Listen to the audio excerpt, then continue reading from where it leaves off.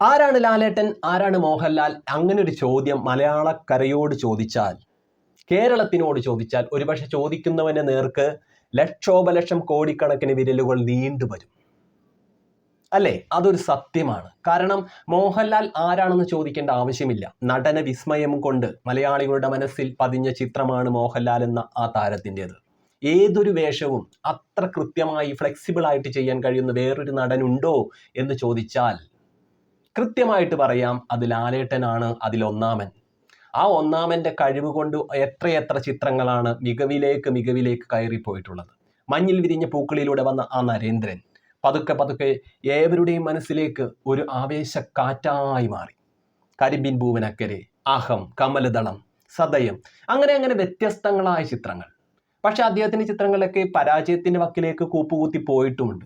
എന്തുകൊണ്ടാണ് അദ്ദേഹത്തിൻ്റെ ചിത്രം പരാജയപ്പെട്ടു പോയതെന്ന് ചോദിച്ചാൽ അഭിനയം കൊണ്ടല്ല, തിരക്കഥയുടെ പാളിച്ച കൊണ്ട് മാത്രമാണ്. ലോഹി സാറിൻ്റെ ദശരഥം എന്ന് പറഞ്ഞിട്ടുള്ള ചിത്രം എടുത്തു നോക്കിയാൽ വമ്പൻ തിരക്കഥയാണ് ആ ചിത്രത്തിന്, വമ്പൻ തിരക്കഥ. ആ ചിത്രത്തിൻ്റെയൊക്കെ ഒരു നെടും തൂണാണ് ലാലേട്ടൻ്റെ അഭിനയവും.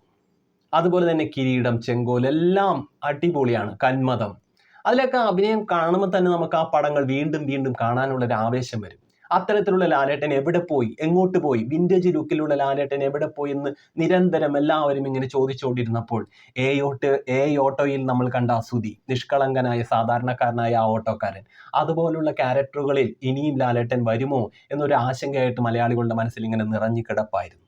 പക്ഷേ അതിൻ്റെ ഒപ്പം തന്നെ ആയിട്ട് ഇവിടെ ചെറുപ്പക്കാർ പുത്തൻ സിനിമകളിലൂടെ ഇങ്ങനെ കോടികൾ വാരി കളക്ഷൻ റെക്കോർഡായിട്ട് മേലേക്ക് കയറുന്നു. അതിൻ്റെ ഒപ്പം മമ്മൂക്കയുടെ ചിത്രങ്ങൾ വമ്പൻ ഹിറ്റായി മാറുന്നു. ഭ്രമയുഗം പോലെ ഉള്ള ചിത്രങ്ങൾ കടന്നു വരുന്നു. ലാലേട്ടൻ്റെ സിനിമകൾക്ക് ഈ രീതിയിലുള്ള ഒരു വിജയം കൊയ്യാതെ പോയൊരു കാലമാണ് നമുക്ക് പിന്നിലേക്ക് തിരിഞ്ഞു നോക്കിയാൽ കാണാൻ സാധിക്കുന്നത്. അപ്പോഴാണ് മലയക്കോട്ടെ വാലിബൻ എന്ന് പറയുന്ന വലിയൊരു സിനിമ വരാൻ പോകുന്നു. ആ വാർത്തയുമായിട്ട് എല്ലാവരുടെ മനസ്സിൽ ഒരു ചാഞ്ചാട്ടമായി നിറഞ്ഞു നിന്നു. പക്ഷേ അത് എല്ലാവരെയും സങ്കടപ്പെടുത്തി കളഞ്ഞു ആ ചിത്രം. പക്ഷെ അതിലും ലാലേട്ടൻ്റെ അഭിനയത്തിന് ഒരു പാളിച്ചയും പറ്റിയില്ല. അദ്ദേഹത്തിൻ്റെ അഭിനയത്തിന് ഒരിക്കലും ഒരു പ്രശ്നവും പറ്റുന്നില്ല. പക്ഷേ അദ്ദേഹം അഭിനയിക്കുന്ന സിനിമകളുടെ തിരക്കഥകളുടെ വമ്പൻ പൊട്ടലും പാളിച്ചകളും അദ്ദേഹത്തിൻ്റെ അഭിനയ ജീവിതത്തിൽ അദ്ദേഹം അഭിനയിച്ച സിനിമകൾക്കും പറ്റിയ കൂപ്പുകുത്തിയുള്ള വീഴ്ചയും ഒക്കെ അദ്ദേഹത്തിൻ്റെ താരമൂല്യത്തെ കുറച്ചെങ്കിലും പിന്നോട്ട് വലിക്കുകയായിരുന്നു. പിന്നീടാണ് വലിയ തോതിലുള്ളൊരു വിജയം കൊയ്യാനായിട്ട് എമ്പുരാൻ വരുന്നു എന്നുള്ള വാർത്തകൾ വരുന്നത്. എമ്പുരാന് വേണ്ടി എല്ലാവരും കാത്തിരുന്നു. എമ്പുരാനെ കുറിച്ചുള്ള പോസ്റ്റുകളും കാര്യങ്ങളൊക്കെ നിരന്തരമായിട്ട് സോഷ്യൽ മീഡിയയിൽ വരുമ്പോൾ എല്ലാവരും ലൈക്ക് അടിച്ച് എമ്പുരാന് വേണ്ടിയിട്ടുള്ള ഒരു വമ്പൻ കാത്തിരിപ്പ്. ആ കാത്തിരിപ്പ് ഇങ്ങനെ മൂർച്ഛിച്ച് പോയ സമയത്ത് എമ്പുരാൻ കടന്നു വന്നു, എമ്പുരാൻ കണ്ടു. പക്ഷെ എന്നാലും മലയാളികളുടെ മനസ്സിൽ അങ്ങോട്ട് അത്രയേറെ ലാലേട്ടൻ, അവർ കാണാൻ കൊതിച്ച ലാലേട്ടനെ കണ്ടില്ല എന്നുള്ളൊരു വേദന നിറഞ്ഞു കിടപ്പുണ്ടായിരുന്നു. എമ്പുരാൻ സിനിമയിൽ ആ ജംഗിൾ പൊളിയായിട്ടുള്ള ഫൈറ്റ് സീനില്ലേ, അതിലെ കണ്ട ലാലേട്ടനെയാണ് എല്ലാവരും വലിയ ഒരു നീണ്ട സമയത്തേക്ക് കാണാനായിട്ട് കാത്തിരുന്നത്. അത്തരമൊരു ലാലേട്ടൻ എവിടെ പോയി, ഞങ്ങളുടെ ലാലേട്ടനെ തിരിച്ചതാ എന്ന് വരെ അലറിക്കൊണ്ട് ജനങ്ങൾ ആർത്തു വിളിച്ചു. അവരുടെ മനസ്സിൻ്റെ അകത്തുള്ള ആരാധനയാണത്. പക്ഷേ അതിനൊക്കെ ഒറ്റ ഉത്തരമായിട്ട് തരുൺ മൂർത്തി എന്ന സംവിധായകൻ നിറഞ്ഞു നിന്നു. മലയാള സിനിമ ആ സിനിമാ മേഖലയുടെ നിറഞ്ഞ പൊൻതൂവലായിട്ട് മാറി. അദ്ദേഹത്തിൻ്റെ തുടരും എന്ന ചിത്രം അങ്ങനെ മലയാള സിനിമയെ മുന്നോട്ട് കൊണ്ടുപോകുന്നു. ലാലേട്ടൻ്റെ അഭിനയം കൊണ്ട് കത്തിക്കേറുന്നു. ഓരോ ദിവസവും തുടരും എന്ന ചിത്രത്തിനെ കുറിച്ചുള്ള വാർത്തകൾ കേൾക്കുമ്പോൾ സന്തോഷമാണ്. കാരണം ഓരോ ദിവസവും മലയാള സിനിമ ചെറുപ്പക്കാർ അടക്കി ഭരിക്കുന്നു. മലയാള സിനിമയിൽ മമ്മൂക്കയുടെ ചിത്രങ്ങൾ ഹിറ്റടിച്ചു മാറുന്നു. അങ്ങനെയുള്ള വാർത്തകൾ കൊണ്ട് നിറഞ്ഞു വന്നപ്പോൾ ലാലേട്ടനെ ഒരു ഭാഗത്ത് എല്ലാവരും ഇങ്ങനെ മാറ്റി നിർത്തുന്നതായിട്ട് ഒരു നിമിഷമെങ്കിലും ഓർത്തുപോയിട്ടുണ്ടായിരുന്നു.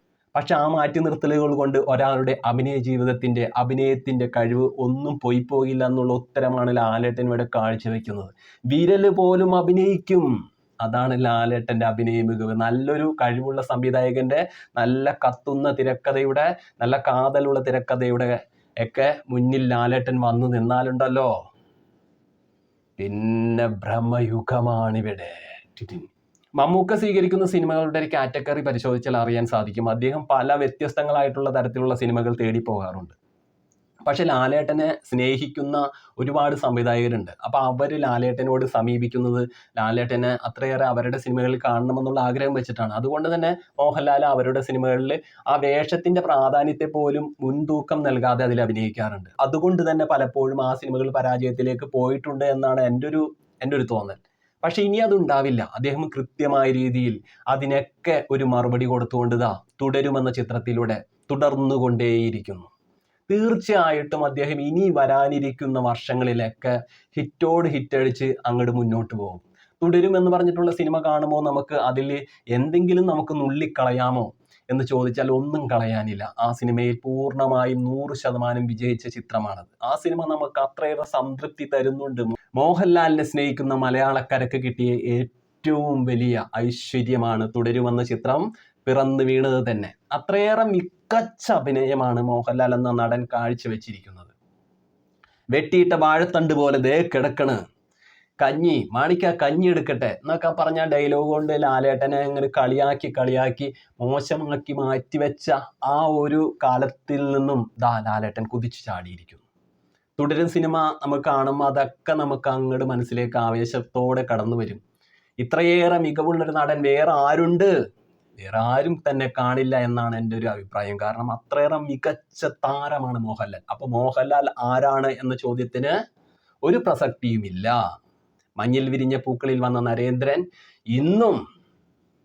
ഇന്നും ടാക്സി ഡ്രൈവറായ ഷൺമുഖനിൽ വരെ നിറഞ്ഞു നിൽക്കുമ്പോൾ ആ ഒരു വളർച്ച നമ്മളൊന്ന് കാണേണ്ടത് തന്നെയാണ്. കിഡിലോസ്കി അത്ര മനോഹരമായിട്ടാണ് ആ സിനിമയിൽ അദ്ദേഹം അഭിനയിച്ചിരിക്കുന്നത്. ആ സിനിമയിൽ ബാക്കിയുള്ള താരങ്ങളും ആ സിനിമയ്ക്ക് വേണ്ടി അണിയറയിൽ പ്രവർത്തിച്ചവരും എല്ലാവരും വളരെ ഭംഗിയാക്കി തീർത്തു. സിനിമ വമ്പൻ വിജയമായി മാറി. ലാലേട്ടൻ്റെ വളർച്ച ഇനിയും ഏറെ മുന്നോട്ടാണ്. മലയാളികൾ അത്രയേറെ സ്വീകരിച്ച നടനാണ് മോഹൻലാൽ. ആ മോഹൻലാൽ ഒരു കാലത്തും മലയാള സിനിമയിൽ നിന്നും മാറി നിന്നിട്ടില്ല, മാറി നിൽക്കുകയുമില്ല. അദ്ദേഹം ഒരിടത്തും ഞങ്ങളുടെ ലാലേട്ടൻ തിരിച്ചു വന്നു എന്ന് പറയേണ്ട ആവശ്യമില്ല. അദ്ദേഹം ഇവിടെ തന്നെയുണ്ട്. ഇതിനേക്കാളും ബെറ്ററായിട്ട് അദ്ദേഹം ഇനിയും നിറഞ്ഞ സൂര്യനായി തന്നെ ഇവിടെ ശോഭിക്കും. അപ്പോൾ ഓക്കെ, ടാറ്റാ, ബൈ.